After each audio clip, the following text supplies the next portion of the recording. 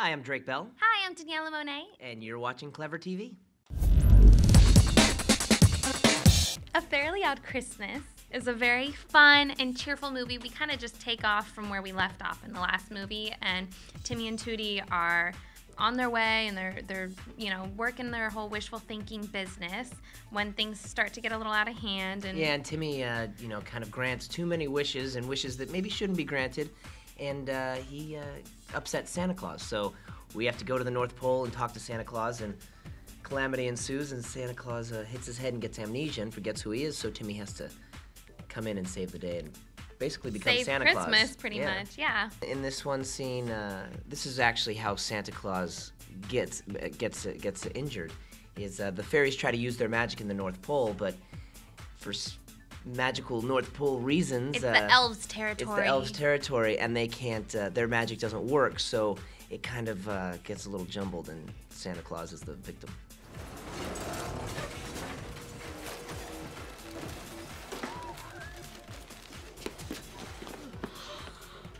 Is he? Santa, are you okay? Speak to me. I'm fine, Mommy. Not a ho, ho, ho. Santa Claus, are you hurt? Santa Claus? Who's Santa Claus? I'm the Easter Bunny. The sets on this movie were amazing. It was really cool to see. The first movie, we had all the colorful and cartoony look to it, and this one takes it even further because it's that and Christmas. So, you've got all the elves and the costume designers and the set designers on both movies, and especially this one.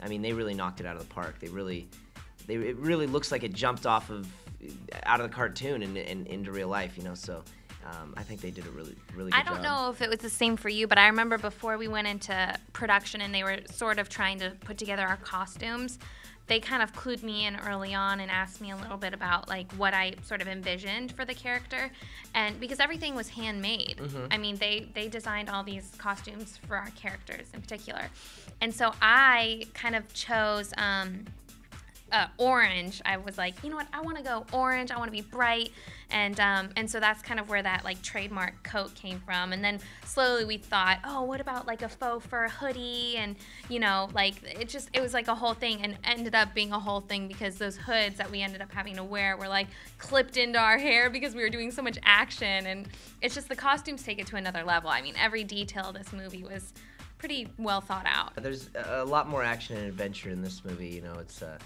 It's sort of a la Lord of the Rings, Yeah. getting to, and so we there's gingerbread men that we have to run from, and candy cane zip lines, and sliding down on glaciers of ice through the snow and off the mountains and everything, and a lot of falling through trap doors and sliding into, And that's all the stuff you'll see, like, in the movie. Obviously, it is what it is. I mean, it looks like we did a lot of action stuff, but there were scenes where it was just as simple as walking from, like, A to B, but walking in this snow that is, like, fresh. A lot of it was fresh snow.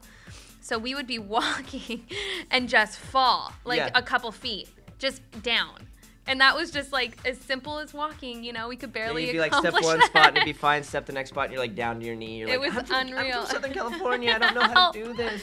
Hey, I'm Drake Bell, I'm Daniela Monet. and be sure to catch us on A Fairly Odd Christmas. November 29th. That's tomorrow at 7 p.m. on Nickelodeon.